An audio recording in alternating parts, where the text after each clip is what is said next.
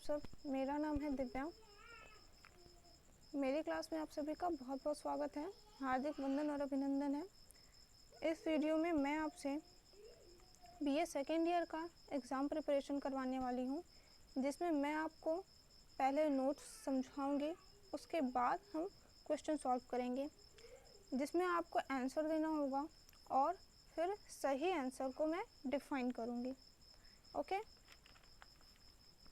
तो ये जो कोर्स मैंने बनाया है वीडियो रिकॉर्डेड है, और अगर आपको ये वीडियो अच्छी लगी हो और आप मेरा कोर्स बाई करना चाहते हैं तो आपको आगे आने वाले लाइव कोर्स को अटेंड करने के लिए कोर्स के लिए पेमेंट करना होगा। और अगर आप मेरा कोड यूज़ करते हैं, जो कोड की आपको मुझसे लेना पड़ेगा, अगर आप मेरा कोड यूज़ करेंगे जिसके कुछ क्राइटेरियाज़ हैं, तो आपको 10% का डिस्काउंट भी दिया जाएगा। तो क्लास को स्टार्ट करने से पहले जो हमने रूल्स अभी पढ़े हैं, एक बार फिर से दोहरा लेते हैं कि क्या रूल्स हैं और कैसे पढ़ेंगे हम। तो यहाँ पे आप देख रहे होंगे कि यहाँ पे आपको कुछ क्वेश्चन दिया हुआ है स्क्रीन पे, और उसके आंसर मैंने छुपा रखे हैं, क्योंकि जब तक सरप्राइज़ नहीं हो तो पढ़ने में मज़ा नहीं आता। सो आर यू गाइस रेडी? चलिए स्टार्ट करते हैं। तो मैथिली शरण गुप्त के बारे में आप क्या जानते हैं? तो जब आप लाइव क्लास में होंगे तो इसी तरीके के क्वेश्चन होंगे और आपको आंसर राइट डाउन करके देने पड़ेंगे मैसेज बॉक्स में। तो आपका आंसर होगा कि मैथिली शरण गुप्त द्विवेदी युग के कवि हैं। आप पहले इसके लिए हम लोग सबसे पहले जानेंगे मैथिली शरण गुप्त का एक छोटा सा जीवन परिचय। तो मैथिली शरण गुप्त का जन्म कहाँ हुआ था? झांसी के चीर गांव में जन्म हुआ था। इनका पूरा नाम, अगर इनका पूरा नाम भी आपसे पूछ सकता है तो इसके लिए आपको एमसीक्यू टाइप क्वेश्चन होंगे, जिसमें आपको 4 ऑप्शन दिए जाएंगे। उस 4 ऑप्शन में एक सही ऑप्शन होगा। तो मैथिली शरण गुप्त का पूरा नाम है श्री मिथिलाधिपति नंदिनी शरण। ओके गाइस,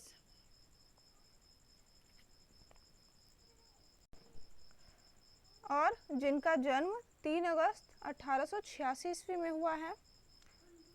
इनके पिता का नाम है श्री राम चरण और माता का नाम है काशीबाई। गुरु हर कवि का इम्पोर्टेंट होता है, तो ये आपको बहुत अच्छे से ध्यान देना पड़ेगा, क्योंकि गुरु पूछ सकता है। तो मैथिली शरण गुप्त के गुरु कौन है? आपको कोई आइडिया है? चलो मैं बताती हूँ। मैथिली शरण गुप्त के गुरु थे महावीर प्रसाद द्विवेदी। इनकी कुछ प्रमुख रचनाएं हैं जो आपसे पूछा जा सकता है, जैसे रंग में भंग, साकेत, विष्णु। अगला वही है आंसर इसका, त्रिलोचन, चंद्रहास, भारत भारती, है ना। और ये जो अभी पंचवटी प्रसंग किसकी रचना है? तो इसका आंसर क्या हो जाएगा?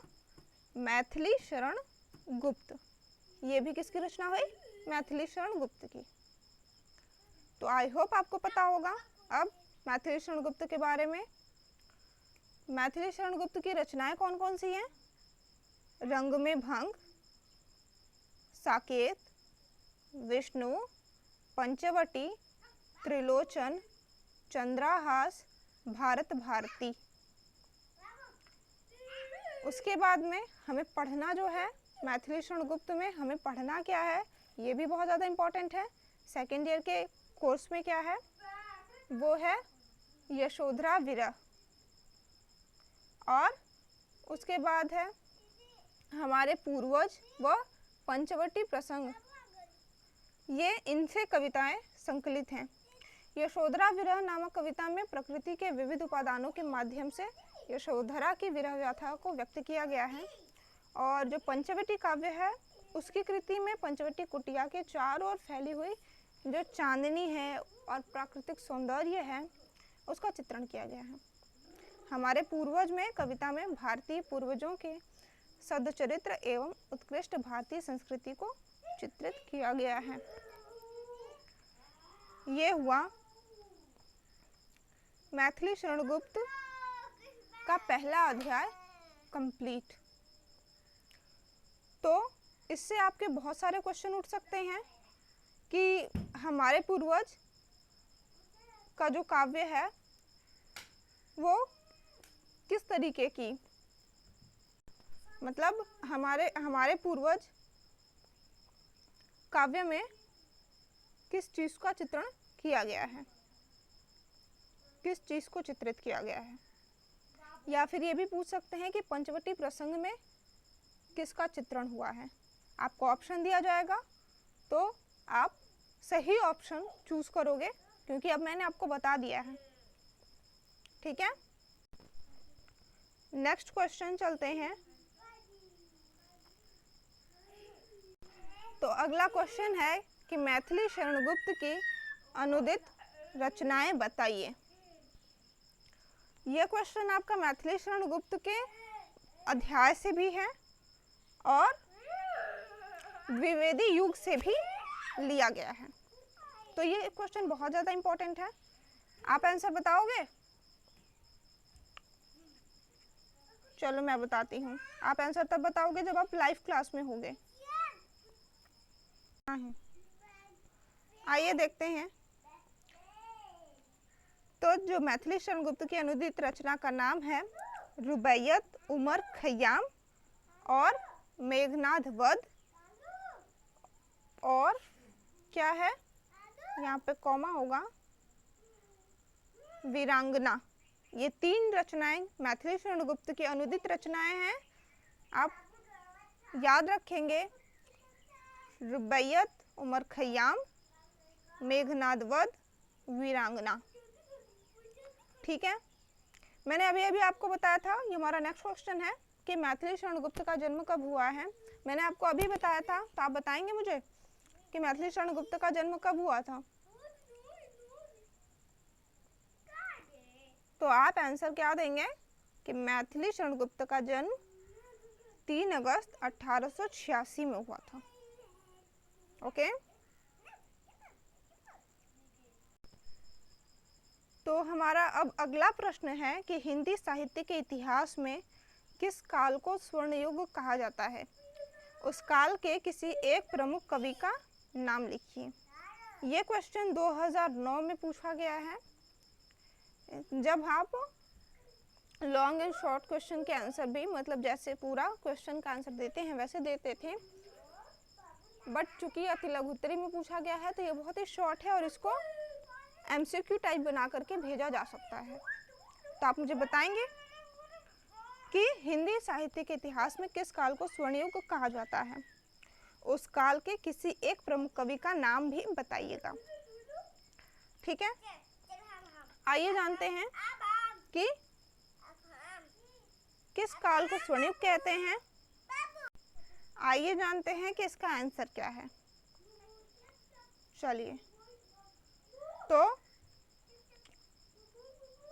किस काल को स्वर्ण युग काल कहा जाता है, वो है भक्ति काल। ओके, किसको कहा जाता है?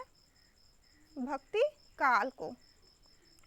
हिंदी साहित्य के इतिहास में भक्ति काल को स्वर्ण युग कहा जाता है और इस काल के प्रमुख कवि सूरदास और तुलसीदास जी हैं। आते हैं हमारे नेक्स्ट क्वेश्चन पे। तो हमारा नेक्स्ट क्वेश्चन है कि भक्ति काल में भक्ति भावना किन रूपों में प्रकट हुई है। इस क्वेश्चन को घुमाकर भी पूछा जा सकता है। भक्ति काल के साहित्य की दोनों धाराओं का नाम लिखिए। है ना, भक्ति काल की 2 धाराएं, आपको पता है? नहीं पता? चलो कोई नहीं, मैं बताती हूँ आपको। तो इसका आंसर है कि भक्ति काल में भक्ति भावना मुख्यतः निम्नलिखित 2 रूपों में प्रकट हुई है। पहला है सगुण भक्ति भावना और दूसरा है निर्गुण भक्ति भावना। ठीक है, और भक्ति काल के कवि कौन है, आप बताओगे? कौन है भक्ति काल के कवि? आप कमेंट में लिख के बताओगे कि भक्ति काल के कवि कौन कौन से हैं। ओके, चलो नेक्स्ट क्वेश्चन पे चलते हैं। तो इसमें हमारा नेक्स्ट क्वेश्चन है कि हिंदी पद्य साहित्य के इतिहास के विभिन्न कालों के नाम लिखिए। ये तो आपको डेफिनेटली पता होंगे कि हिंदी पद्य साहित्य के विभिन्न कालों के नाम क्या हैं। अब बताएंगे। पहला है आदिकाल, उसके बाद भक्ति काल, रीति काल, वीर, और चौथा होगा आपका आधुनिक काल। ठीक है, आदिकाल को वीर गाथा काल भी कहते हैं। आपको क्वेश्चन घुमा के भी पूछ सकता है कि वीर गाथा काल किस साहित्य में आता है, हिंदी गद्य साहित्य में या फिर हिंदी पद्य साहित्य में। फिर आपका आंसर क्या होगा, ये आंसर भी आप कमेंट बॉक्स में बताएंगे मुझे। वहाँ पे आपको एक क्वेश्चन और आंसर का ऑप्शन दिया होगा, ठीक है, तो वहाँ पे आप जा कर के मुझे लिख करके बताएंगे। अंडरस्टूड। चलो नेक्स्ट करते हैं, क्योंकि ये बहुत इम्पोर्टेंट है और जितना ही आप ढूंढने जाएंगे ना उतना ही आपको मिलेगा, और मैं एक्सपेक्ट करती हूँ कि सभी लोग इसका आंसर देंगे मुझे। चलो अगला क्वेश्चन है कि आदिकाल या वीर गाथा काल के लिए प्रयुक्त विभिन्न नामों में से किन्हीं दो नामों का उल्लेख कीजिए। मतलब आदिकाल को अभी बताया हमने कि वीर गाथा काल कहते हैं, वीर गाथा काल की तरह ही इसके कुछ और नाम भी हैं, तो क्या वो नाम आपको पता है? मुझे पता है कि आपको डीपली नहीं पता होगा, चलो मैं बता देती हूँ। तो इसका आंसर है आदिकाल के विभिन्न नाम क्या हैं? वीर गाथा काल, अपभ्रंश काल, संधि काल, आविर्भाव काल, चारण काल, बीजवपन काल और सिद्ध सामंत काल। याद रखेंगे? चलो एक बार फिर से इसको हम दोहरा लेते हैं, क्योंकि ये बहुत ज़्यादा इम्पोर्टेंट है और ज़रूर से एग्ज़ाम में पूछ सकता है।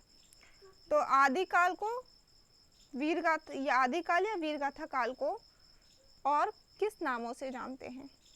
तो आदिकाल को हम वीरगाथा काल के नाम से जानते हैं, अपभ्रंश काल के नाम से जानते हैं, संधि काल के नाम से जानते हैं, आविर्भाव काल के नाम से जानते हैं, चारण काल, बीजवपन काल एवं सिद्ध सामंत काल इत्यादि नामों से हम किसको जानते हैं?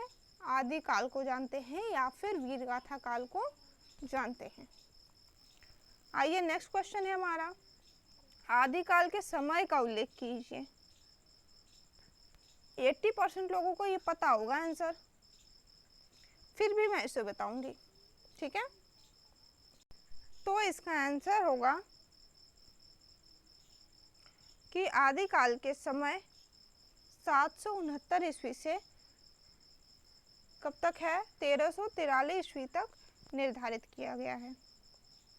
आदिकाल का समय क्या हुआ? 769 ईस्वी से 1343 ईस्वी तक का निर्धारित किया गया है। आइए नेक्स्ट क्वेश्चन पे आते हैं। नेक्स्ट क्वेश्चन है हमारा कि आदिकालीन दो प्रमुख रचनाओं के नाम लिखिए। आदिकालीन दो प्रमुख रचनाओं के नाम लिखिए। यहाँ पे मैं दो रचनाओं के बता रही हूँ आपको, आप मुझे आदिकाल के सारे रचनाओं के बारे में कमेंट बॉक्स में ढूंढ करके किताब से बताएंगे। बताएंगे ना? बिल्कुल बताएंगे। तो आदिकालीन दो रचनाओं के नाम कुछ इस प्रकार हैं। पहला है चंद्रबरदाई पृथ्वीराज रासो।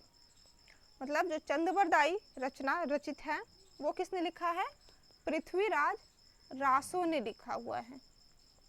आपको थोड़ा थोड़ा याद आ रहा होगा, है ना?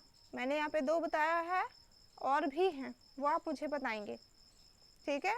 दूसरे नंबर पर है विद्यापति, और दूसरे कौन है? विद्यापति। उन्होंने क्या लिखा है? विद्यापति पदावली। ठीक है, वेरी गुड, समझ में आ रहा है ना। अच्छा, इसको किसी और नाम से भी पूछा जा सकता है, वो है कि वीरगाथा काल के एक प्रमुख कवि और उसकी एक रचना का नाम लिखिए। तो आप यही लिखोगे कि चंद्रबरदाई, पृथ्वीराज रासो, ये लिख सकते हो, या फिर विद्यापति और उन्होंने क्या लिखा है, विद्यापति पदावली। हमारा अगला प्रश्न है कि निर्गुण काव्यधारा की कोई एक प्रमुख विशेषता बताइए और उसके प्रमुख कवि का नाम उल्लेख कीजिए। तो आंसर होगा इसका, निर्गुण काव्यधारा की एक प्रमुख विशेषता रहस्यवादी भावनाओं की प्रधानता है। और सबसे बड़ा रहस्यवादी कौन है? रहस्यवादी कवियों में अगर किसी का नाम पूछा जाता है तो सबसे पहले किसका नाम याद रखते हो? कबीरदास। ठीक है, तो कबीरदास ही इस काव्य धारा के प्रमुख कवि भी हैं। क्वेश्चन क्या था हमारा, हम एक बार फिर से देखेंगे। कह रहा है क्वेश्चन कि निर्गुण काव्य धारा की कोई एक प्रमुख विशेषता बताइए और उसके प्रमुख कवि का नाम बताइए। निर्गुण काव्य धारा में सबसे प्रसिद्ध कबीरदास जी ही हुए हैं, है ना। और बाकी नामदेव हैं जो कि हमारे चर्चा में नहीं है और ना ही हमने कभी उन्हें पढ़ा हुआ है। हमने डीपली किसके बारे में पढ़ा हुआ है? कबीरदास जी का। तो जब भी हमें निर्गुण काव्य धारा के बारे में अगर हम बात करते हैं तो हमारे जबान पे सिर्फ एक ही नाम आता है, किसका?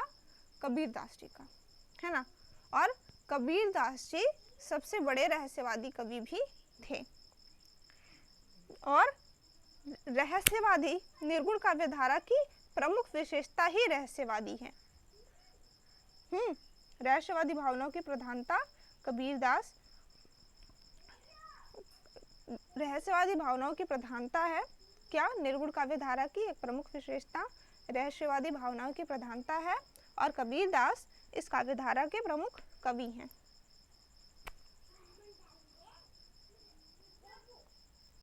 अगला प्रश्न है हमारा, ज्ञानाश्रयी शाखा के कुछ कवियों के नाम लिखिए। इसमें 2 कवियों के नाम भी कहा जा सकता है और इसी प्रश्न को घुमा करके पूछा जाता है कि निर्गुण भक्ति धारा के किन्हीं 2 कवियों के नाम लिखिए या कुछ कवियों के नाम लिखिए। क्या लग रहा है आपको कि निर्गुण भक्ति धारा और ज्ञानाश्रय शाखा ये दोनों अलग अलग चीजें हैं? तो सबसे पहले आपका ये कंफ्यूजन दूर करते हैं कि ज्ञानाश्रय शाखा और निर्गुण भक्ति धारा ये दोनों एक ही अर्थ रखते हैं, बस इनके नाम अलग अलग हैं। आइए इसका उत्तर जानते हैं। आंसर क्या होगा? ज्ञानाश्रय शाखा के मुख्य कवि हैं, पहले नंबर पे आते हैं कबीरदास जी, दूसरा दादू दयाल जी, नानक देव जी, उसके बाद बताओ मलूक दास जी, रैदास जी।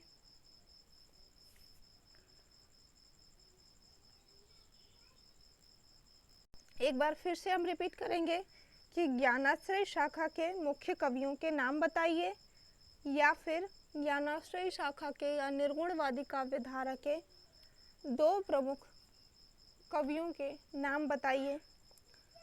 तो पहला है कबीरदास जी, दूसरा है दादू दयाल जी, तीसरा है नानक देव जी, चौथा है मलूक दास जी और 5वां है रैदास जी।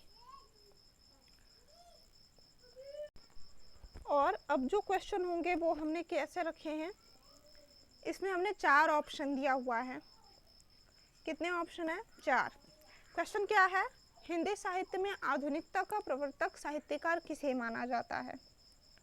अगर आप लाइव होते तो आप खुद आंसर बताते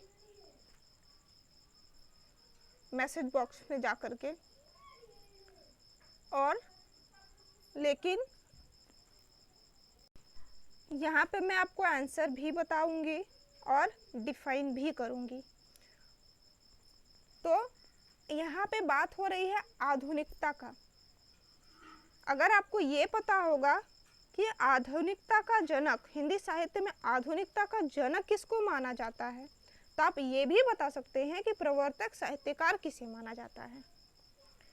नहीं पता? चलो मैं बताती हूँ। इसका आंसर होगा ख नंबर, भारतेंदु हरिश्चंद्र। इसका सही आंसर है। क्यों भाई? क्योंकि भारतेंदु हरिश्चंद्र ही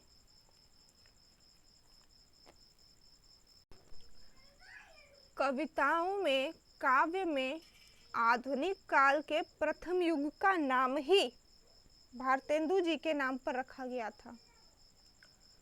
तो इस युग के प्रमुख कवि जो हैं वो भारतेंदु हरिश्चंद्र हैं।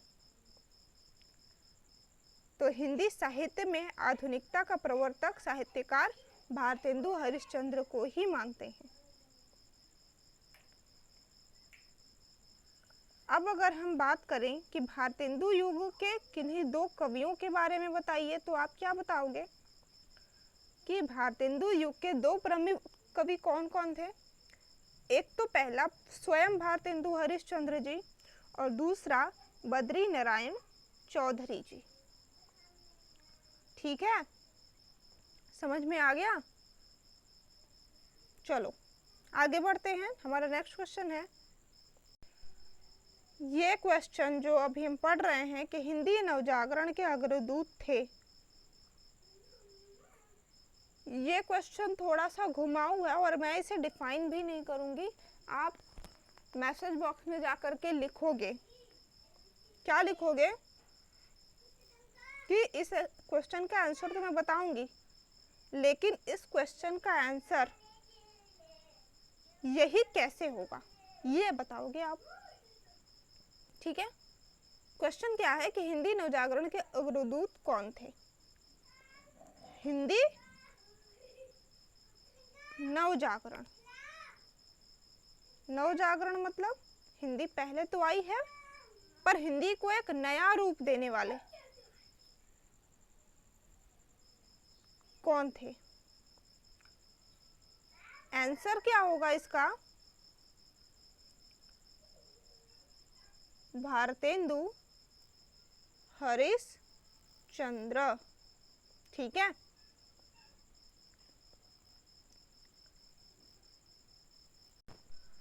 अगला क्वेश्चन है कि भारतेंदु हरिश्चंद्र का नाम उल्लेखनीय है कहाँ? मैंने बोला ना अभी पहला वाला क्वेश्चन जब मैंने किया था आपसे, तो मैंने बोला था कि ये क्वेश्चन इस तरीके से घुमा के पूछता है। तो क्या होगा? भारतेंदु हरिश्चंद्र का नाम किस लिए उल्लेखनीय है? क्या गद्य साहित्य में उल्लेखनीय है, काव्य में उल्लेखनीय है, या नाटक में उल्लेखनीय है, या फिर कहानी में? भारतेंदु हरिश्चंद्र क्या लिखते थे? क्या लिखते थे बताओ, पता है?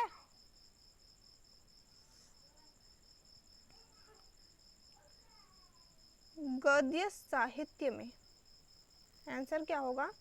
गद्य साहित्य में। क्यों?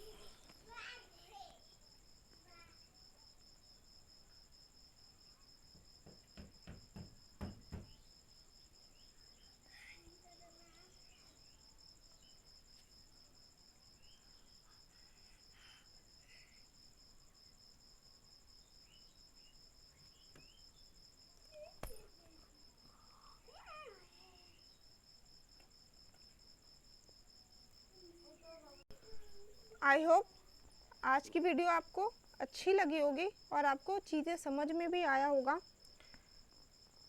तो अगर आप मुझसे नेक्स्ट जुड़ना चाहते हैं और इसी तरीके के और सारे क्वेश्चंस पे भी आप पढ़ना चाहते हैं, समझना चाहते हैं और अपने दिमाग में बैठाना चाहते हैं,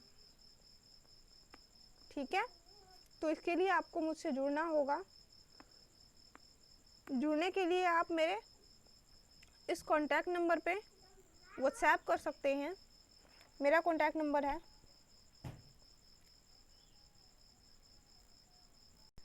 ये मेरा कॉन्टैक्ट नंबर है और आप मुझसे यहाँ जुड़ सकते हैं। आप मुझे व्हाट्सएप करेंगे,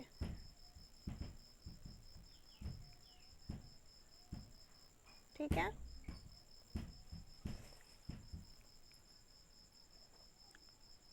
तो चलिए मिलते हैं हमारे नेक्स्ट लाइव वीडियो में। आज के लिए धन्यवाद। इसी तरीके के हम बहुत सारे अच्छे अच्छे क्वेश्चन आपके लिए 2021 एग्ज़ाम को क्रॉस करने के लिए लेके आते हैं और आते रहेंगे। तो प्लीज़ मुझसे जुड़िए और फ़ायदा उठाइए। Thank you so much.